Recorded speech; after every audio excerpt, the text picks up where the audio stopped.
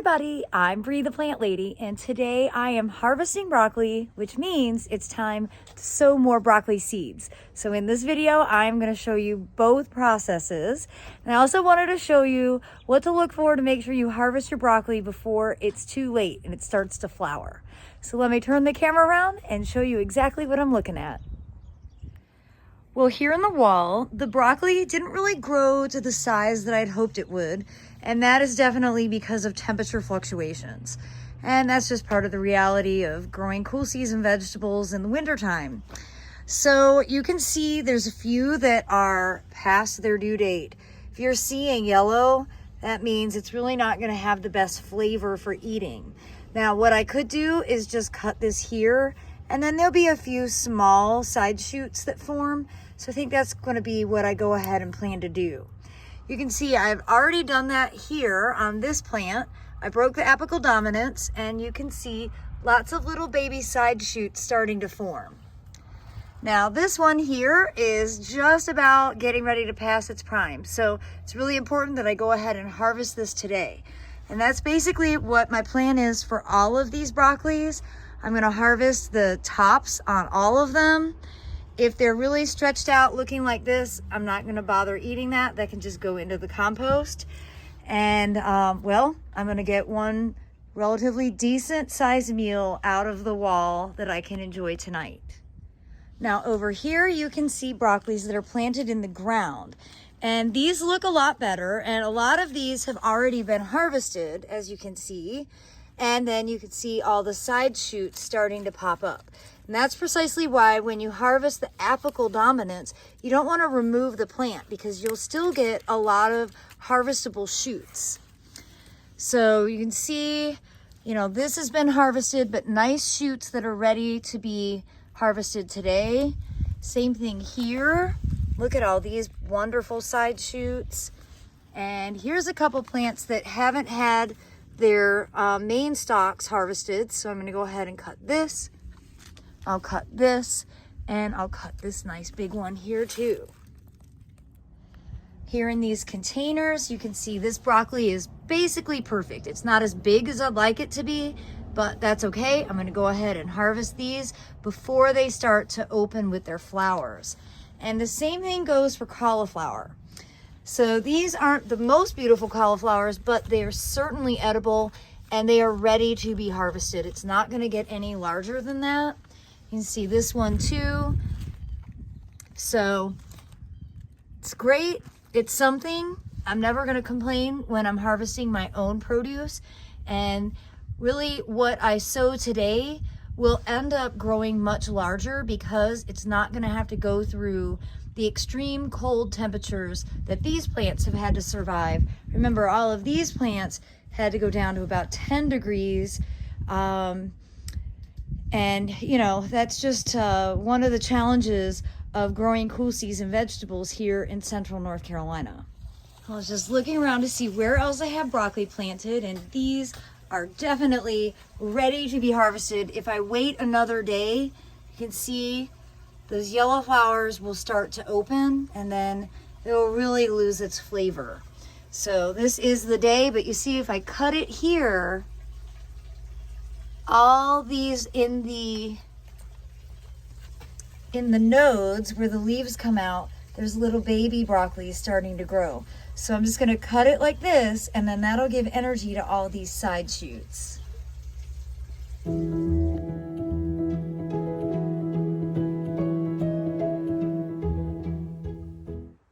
Well, I'm pretty proud of this harvest. And of course, I fully acknowledge that I probably eat more broccoli and cauliflower than your average person. But remember, I have alpha-gal from a tick infection and am now anaphylactically allergic to anything from a mammal, including dairy. So I really rely on things like broccoli to get me some vitamin D that I desperately need. And well, today when I was at the grocery store, I was like, I don't have to buy broccoli or cauliflower because I'm going to harvest what I grew. And that really, for me, is the whole point behind the Foodscape Revolution. It's not about growing everything that you eat. It's about picking a couple of things that are really key in your regular everyday cooking habits in growing those so that when you are harvesting, you can actually change your habits at the grocery store. And I got to experience it live and in person today. And I gotta say, that makes this harvest all the more special. So this is bound for the kitchen, but now that I've harvested so much, I need to go ahead and get another round of broccoli and cauliflower sown. So let me show you the process that I do for that. Okay, now it's time to sow seeds, and I'm not doing anything extraordinary, nothing out of the ordinary at all. I like to reuse plastic. You can use soil blocks if you want. I don't think I can keep soil blocks watered, to be perfectly frank. I think that it just takes a lot more care. Part of the reason that I like using plastic is that it retains moisture and makes it so that you don't have to water your trays every day. I'm also not doing any of this inside. I do not sow seeds inside my house. I do not think that it's necessary. I know that it's not necessary. That's fine for people who have a lot of room. They're desperate to do something. They can't garden outside in the winter. But for those of us in the Southeast, you don't need to bring any of this stuff inside. You don't need grow lights. You don't need heating mats. All of this will grow outside without any problem. So basically, I've just got a bunch of 4 and 6 packs. Again, all just recycled plastic from things I've purchased in the past. And you can see I have a lot of seeds. I have more seeds than trays that I plan to sow. So let me show you the seeds that I have, and then I'll have to make some hard decisions about what I'm going to actually grow. Well, my broccoli obsession is honest, and you can see I've got 6 varieties of broccoli here. I'll probably do a couple trays of broccoli, maybe 12 of each variety. I've got 2 types of cabbage. I've got 2 types of cauliflower.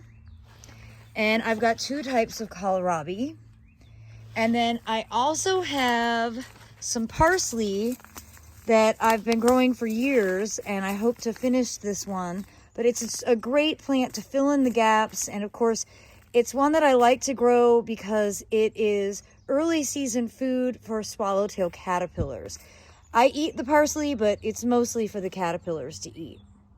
So now my next step is going to be to fill all of my trays with veggie mix from Soil Cube. I like to grow straight in veggie mix because, again, it holds a lot of moisture. I don't have to water it all the time. Remember, in my absence, I'm depending on Aiden to do all the watering for me. I always say to groups, pick a soil that you're used to growing in. And, if you don't have access to Soil Cube, something like the Fox Farm Happy Frog soil would be also totally appropriate. Just recognize that you're going to likely have to water that more than I do with the Soil Cube because that's more of a compost and it's a heavier mix. The most important thing with the soil that you sow your seeds in is just make it be something you're familiar with so you best understand how to grow in it.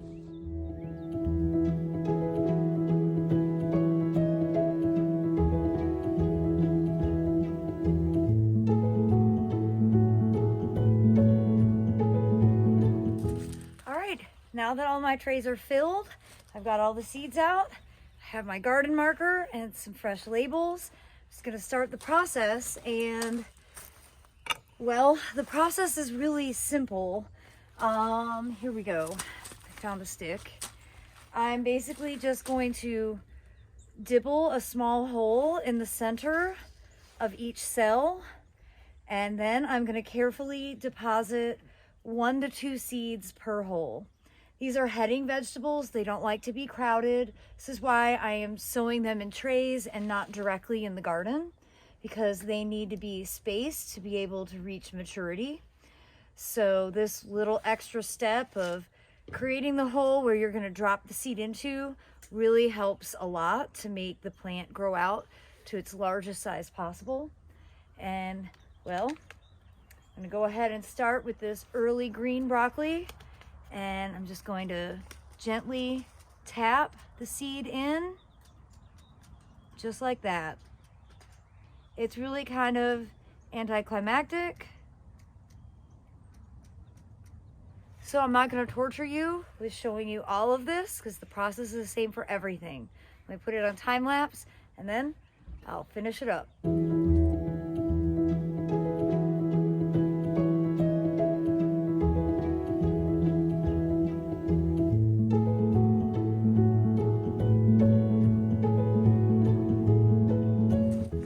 Well, now that everything is sewn, I'm just gonna lightly tap these trays so that the seeds fall into their holes and get covered up completely.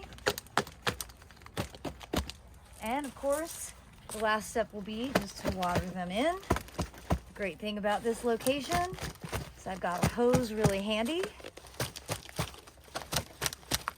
Just like that. And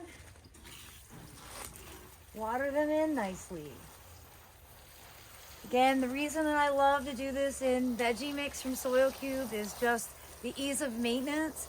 It holds more water and nutrients, so I don't have to do as much work to keep the seedlings going.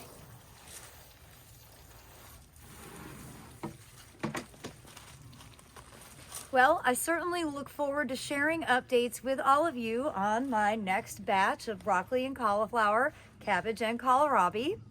I do hope that you'll be inspired to grow some of your own food, whether you do it from buying plants from the garden center or starting your own seeds. Just always be practical and grow the food that you love to eat. Well, as always, thanks so much for watching, everybody, and happy gardening.